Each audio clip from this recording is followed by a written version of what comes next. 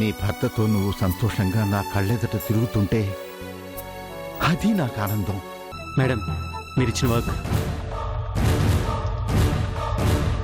మరి దగ్గర నుంచి మార్కెట్ రేట్ కన్నా ఎక్కువ పెట్టి ఒక బిల్డింగ్ కొన్నాను. అది ఏ ఏరియాలో ఉంది? అమీర్పేటలో. శ్రీరామ నిలయం అని ఎవరిదో బిల్డింగ్ కొన్నట్ట. దాంట్లో ఇప్పుడు మాల్ కట్టాలని జైంటి గ్రూప్ వాళ్ళు రెట్టింపు డబ్బిచ్చి కొన్నారట.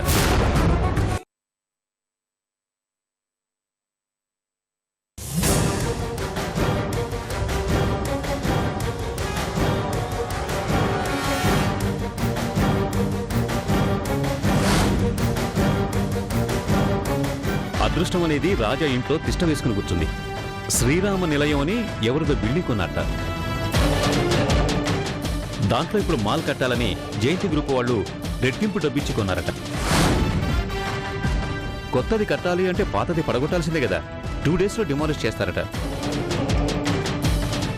2 days లో డిమాలిష్ చేస్తారట.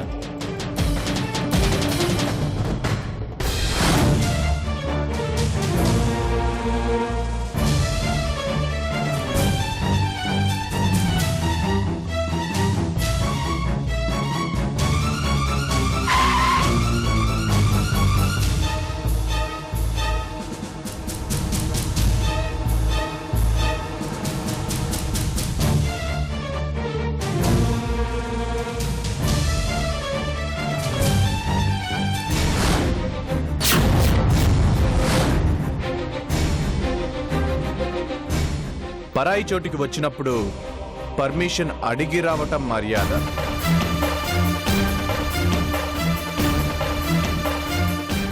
ఏంట్రా నీకు మర్యాద ఇచ్చేది? మా ఇంటిని అమ్ముతున్నావా? అమ్మటం కాదు, అమ్మేశాను. రేయ్, అది ఇల్లు కాదురా, మా దేవాలయం. అది మీకు, నాకు కాదుగా. రేయ్, నువ్వు ఏం చేసినా భరించాను. ఆస్తి పోయినా, అంతస్తు పోయినా, చివరికి పరువు పోయినా భరించాను. అది మా నాన్న కష్టం రా. నేను నా కష్టాన్నిచ్చేగా కొన్నాను. డబ్బుతో నువ్వు ఆ ఇంటిని మాత్రమే కొన్నావు. అందులోని జ్ఞాపకాలని కాదు. కోట్లిచ్చినా కొనలేని జ్ఞాపకాలు అందులో ఉన్నాయిరా. ఆ ఇల్లు అమ్మద్దు. నా ఇల్లు అమ్మద్దంటానికి నువ్వెవరు? నీ ఇల్లేరా, నీ ఇల్లుగానే ఉంచుకో. నేను మళ్ళీ కొనగలిగే రోజు వస్తుంది. ఆ రోజు నువ్వు ఎంత అడిగితే అంత ఇచ్చి ఆ ఇల్లు నేను కొనుక్కుంటాను. అవకాశం లేదు రాంప్రసాద్.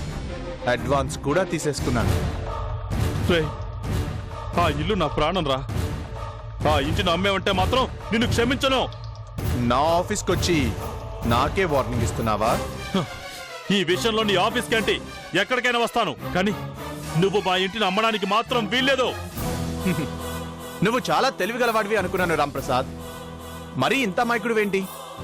నిన్ను పడగొట్టాలని తొడగొట్టిన వాణ్ణి, నిన్ను పడగొట్టిన వాణ్ణి. ఇప్పుడు నీ జ్ఞాపకాలని పడగొడుతున్నాను. రేయ్, అరవకు రాంప్రసాద్. నువ్వు అరిచే కొద్దీ నాలో కోపం పెరుగుతుంది. అది ఎంత పెరిగితే నీ పరిస్థితి అంత దిగజారిపోతుంది. ఇల్లు కూల్చడానికి ఇంకా టైం ఉంది. వెళ్ళి కల్లారా చూసుకో. కూలే ముందే ఫోటో తీసి పెట్టుకో. 2 రోజులు ఆగావంటే ఆ అవకాశం కూడా నీకుండదు. నీ పరిస్థితిలాగే నీ ఇల్లు కూలుతుంది. ఆ ప్లేస్లో నాలాగే తల ఎత్తి చూసేలాగా మరొక పెద్ద మాలొస్తుంది. రేయ్, నీ కోపం ఉంటే నన్ను కొట్టరా, అంతేకాని నా తండ్రి జ్ఞాపకాన్ని నాకు దూరం చేయొద్దు. తండ్రి జ్ఞాపకం దూరం అవుతున్నందుకే నీకు అంత బాధగా ఉంటే నా తండ్రినే దూరం చేశావు నువ్వు. ఆ రోజు నాకెంత బాధగా ఉంటుంది?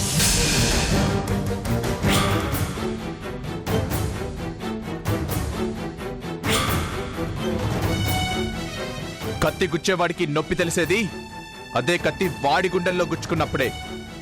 ఈ నొప్పి నీకు తెలియాలనే ఆ ఇంటిని అమ్మాను, అది రెట్టింపు ధరకి. పో, వెళ్ళి చివరిసారిగా చూసుకో. రే రాజా, ఆ ఇంటికి ఏదైనా జరిగింది అంటే నాలోని రాక్షసుని చూస్తావు. కొత్తగా చూడాల్సింది ఏమీ లేదు. నువ్వే నన్ను ఇంకా పూర్తిగా చూడలేదు. బంతి నీ కోర్టులో ఉన్నప్పుడు నీ ఇష్టం వచ్చినట్టు ఆడావు. ఈ రోజు నా కోర్టులో ఉంది. కొనుగోలు చేసేదాకా అవకాశం నీకు రానివ్వను. అవుట్! రాయ్ నువ్వు బయటికి వెళ్తే గౌరవం, నేను పంపిస్తే అవమానం. ఏది కావాలో తేల్చుకో.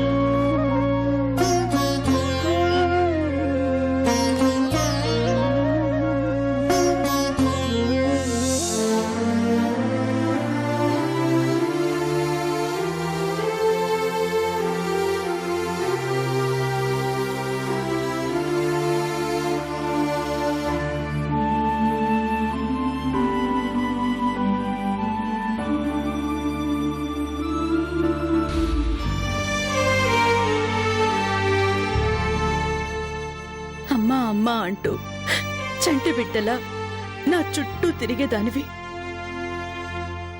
ఈ అమ్మను వదిలేసి ఎలా వెళ్ళిపోయావే? ఎక్కడున్నారో తెలీదు, ఎలా ఉన్నారో తెలీదు. కనీసం మా అమ్ముందని నీకు, మా వదినుందని మీ నాన్నకి గుర్తుందా? గుర్తుంటే మీరు రాకుండా ఉంటారా? కనీసం ఫోన్ అయినా చేయకుండా ఉంటారా? మీకు కూడా పరాయిదాన్ని అయిపోయాను కదూ.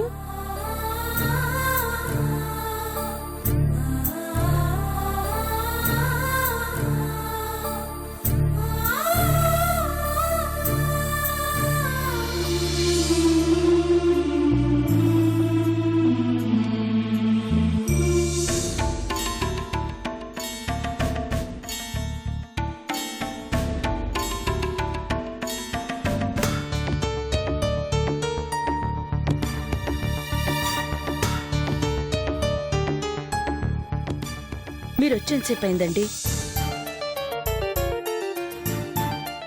అయిపోయింది అర్చన, అంతా అయిపోయింది.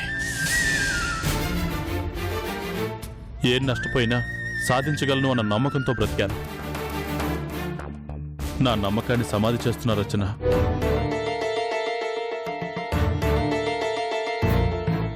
ఏమైందండి?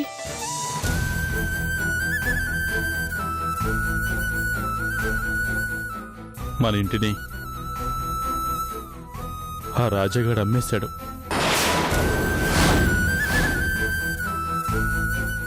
మా నాన్న జ్ఞాపకాన్ని వాడు అమ్మేశాడు.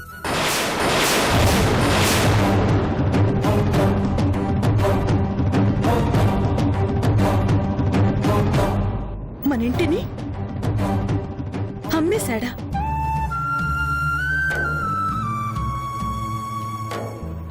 ఇంతకాలం దూరం నుంచి చూసేనా సంతోషపడ్డాను. మళ్ళీ నా ఇంటిని నేను దక్కించుకోవాలని, నా బాధ్యతని నాకు గుర్తు చేస్తూ ఉన్న ఆ ఇల్లు ఇక కనిపించదు అర్చన.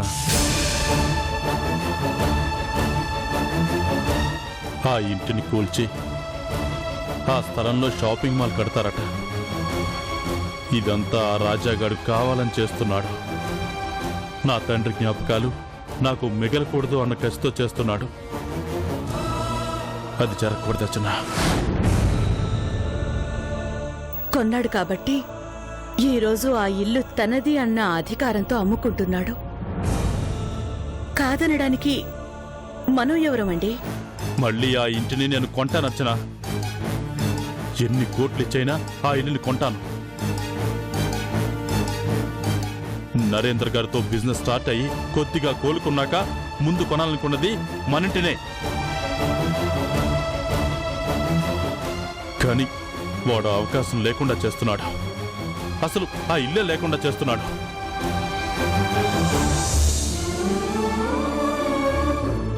మా నాన్న కష్టాన్ని కూల్చేస్తారట.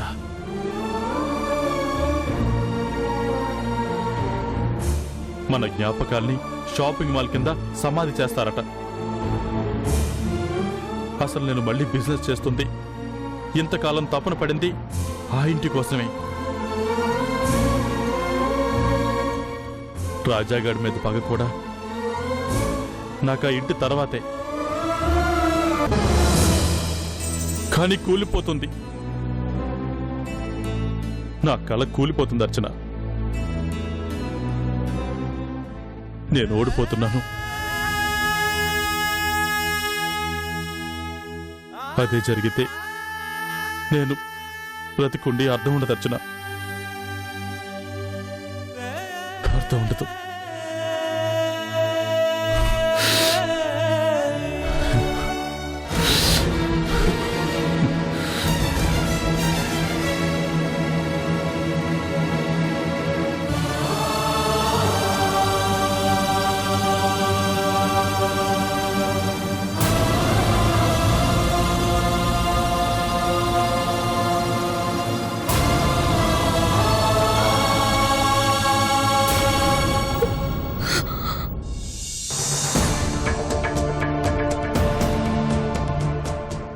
డాడీ,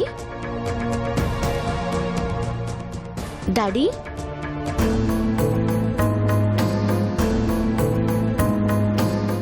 అయ్యో ఒళ్ళలా కాలిపోతుందేంటి?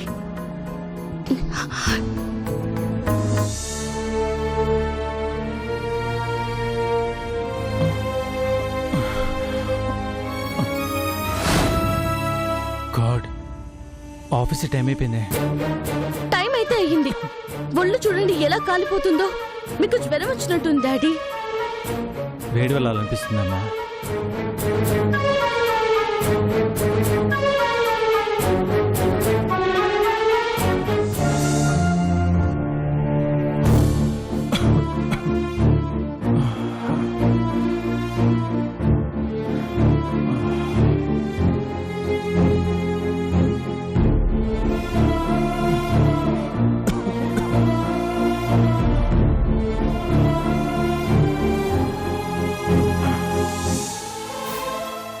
ఏంటి డాడీ మీరు ఇప్పుడు ఆఫీస్కి వెళ్ళాల్సిందేనా? జ్వరం వచ్చిందని చెప్తుంటే వినిపించుకోరేంటి? ముందు డాక్టర్ దగ్గరికి వెళ్దాం పదండి. జ్వరం లేదు, ఏం లేదమ్మా. అంతగా జ్వరం వస్తే ఏమవుతుంది చెప్పు? టైంకి ఆఫీస్కి వెళ్ళలేదంటే ఉన్న జాబ్ పోతుంది. ఏంటి డాడీ, ప్రపంచంలో అదొక్కటే జాబ్ ఉన్నట్టు హెల్త్ కంటే అది ముఖ్యమా? మనకి నచ్చిన జాబ్లో ఉండాలంటే వాళ్ళకి నచ్చినట్టుగా మనం ఉండాలమ్మా. జాబ్ ఉండాలి అంటే మనం ఉండాలి కదా డాడీ. ఒళ్ళలా కాలిపోతుంటే ఆఫీస్కి వెళ్తాను అంటున్నారేంటి? నీకు తెలీదమ్మా, వెళ్ళాలి, లేదంటే మేడంతో ప్రాబ్లం అవుతుంది. ఏంటి డాడీ మేడం మేడం అని? ఏదో స్కూల్లో పిల్లల్ని ప్రిన్సిపల్ భయపడినట్టు భయపడుతుంది. మా డాడీకి బాగాలేదని నేను ఫోన్ చేసి చెప్తానులేండి. నాకు బాగానే ఉందని చెప్తున్నాను కదా. లేట్ అవుతుందమ్మా, వదిలే. డాడీ కనీసం టిఫిన్ అయినా చేసి వెళ్ళండి డాడీ. ఇప్పుడంత టైం లేదమ్మా. ఇప్పటికి ఏమంటుందో ఏంటో. నేను వెళ్ళాలి, నువ్వు జాగ్రత్త.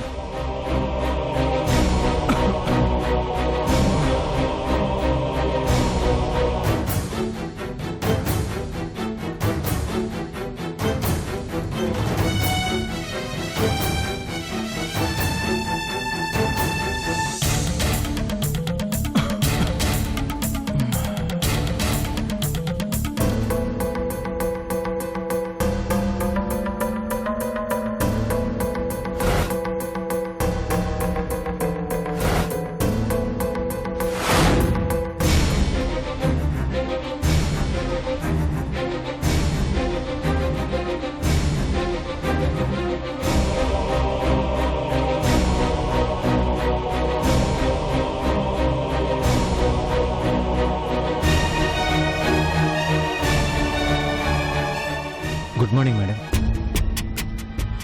ఇంకో గంట దాటితే ఆఫ్టర్నూన్ అవుతుంది. ఆఫీస్ టైం ఏంటి, మీరు వచ్చిన టైం ఏంటి?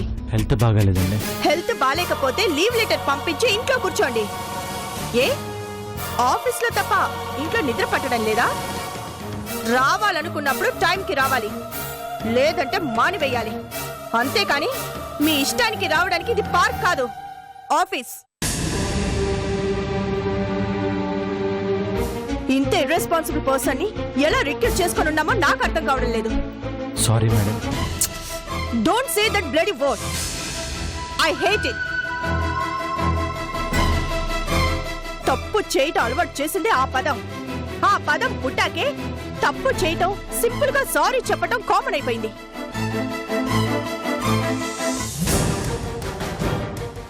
మరోసారి ఇలా లేట్ గా రావడం చూశానంటే మళ్ళీ మీరు ఆఫీస్కి రావాల్సిన అవసరం ఉండదు. హ్యాపీగా ఇంట్లోనే కూర్చోవచ్చు.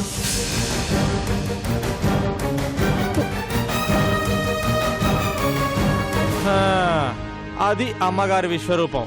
ఆ రోజు చెప్పాం, విన్నారా? టైంకి రావాలండి, లేకపోతే టేబుల్ దగ్గర వచ్చి జెండా కర్లా నిలబడుతుంది. ఆ తర్వాత వార్నింగ్ తో తినేస్తుంది. హెల్త్ బాగాలేదని అర్థం చేసుకోదండి. అర్థం చేసుకోవడం ఆవిడ డిక్షనరీలో లేదండి. ఏమండి, మహాతల్లి ఏ ముహూర్తంలో పుట్టిందో గాని మనుషులు తండూరు చేసుకుని తినే రాక్షసులకి ఈవిడికి పెద్దగా తేడా ఏమీ లేదు. ఏంటి ఫీల్ అవుతున్నారా? ఈ ఆఫీసులో ఇది మామూలేనండి. కొత్త కాబట్టి మీకు అలా ఉంది. పోను పోను మీకు అలవాటు అయిపోతుంది. పని చేసుకోండి.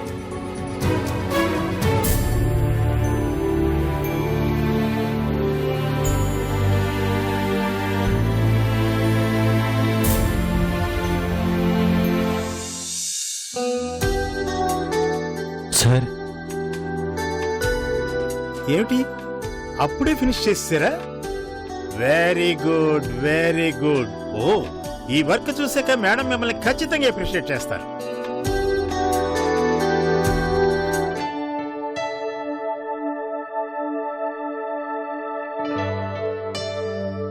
ఎవరు కావాలమ్మా? నేను కృష్ణ గారి అమ్మాయిని. డాడీకి బాగోలేదు, బ్రెడ్ ఇచ్చి వెళ్దామని వచ్చాను. ఆఫీస్ టైంలో లోపలికి ఎవరిని అలౌ చేయకూడదని మేడం గారు ఆర్డర్ అమ్మా. జస్ట్ డాడీని కలిసి ఎలా ఉందో చూసి వెళ్ళిపోతాను. వద్దమ్మా, మేడం గారు నన్ను తిడతారు. ప్లీజ్ అండి, జస్ట్ మా డాడీకి బ్రెడ్ ఇచ్చి వెంటనే వెళ్ళిపోతాను. అది కాదమ్మా. ప్లీజ్ అండి. సరేనమ్మా, మేడం గారు చూడకుండా గబాలను వెళ్ళొచ్చేయి. వెళ్ళండి.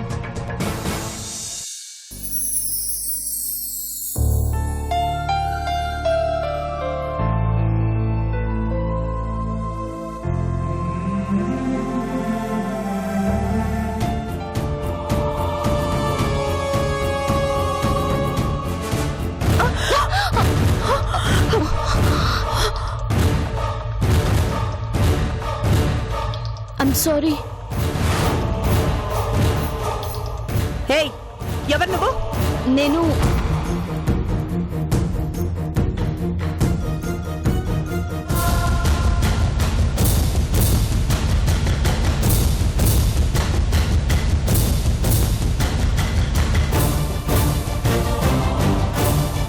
అమ్మా.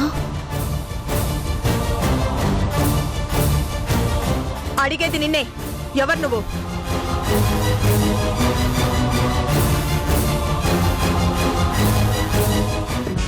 ఇక్కడేం చేస్తున్నావు?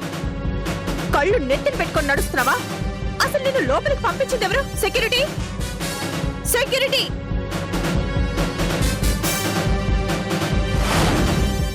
సెక్యూరిటీ.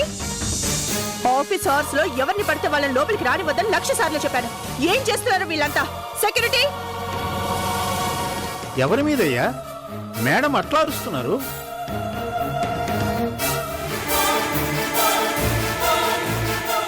మా డాడీకి బాలేదని ఈ బ్రెడ్ ఇచ్చి వెళ్దామని వచ్చాను మేడం.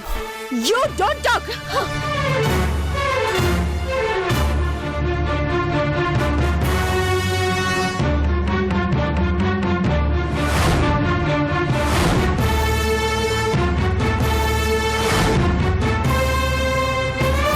నా ఆఫీస్కి వచ్చి నన్నే డాష్ ఇచ్చింది చాలక ఇంకా మాట్లాడుతున్నావా? నువ్వు ముందు బయటికి నడు, నడు బయటికి. సారీ మేడం, తను నా కూతురు. నా కోసం వచ్చి ఉంటుంది. ఓ, నీ కూతురా? ఇది ఇల్లు అనుకున్నారా, ఆఫీస్ అనుకున్నారా? ఆఫీస్ ఉండేది పని చేయడానికి, ఫ్యామిలీతో కబుర్లు చెప్పుకోవడానికి కాదు. నాకు ఒంట్లో బాగాలేదని చూసి వెళ్ళటానికి వచ్చి ఉంటుంది మేడం. ఏంటి చూసేది? ఇదేమన్నా హాస్పిటలా వచ్చి పరామర్శించి వెళ్ళడానికి?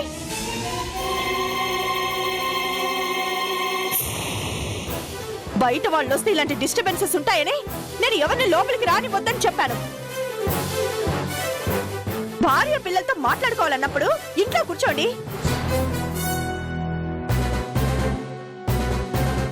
ఆఫీస్కి రావడం ఎందుకు?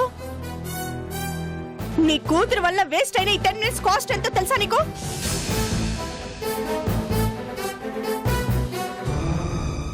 మేడం, చిన్నపిల్ల ఏదో తెలియక. Shut up! You shut up!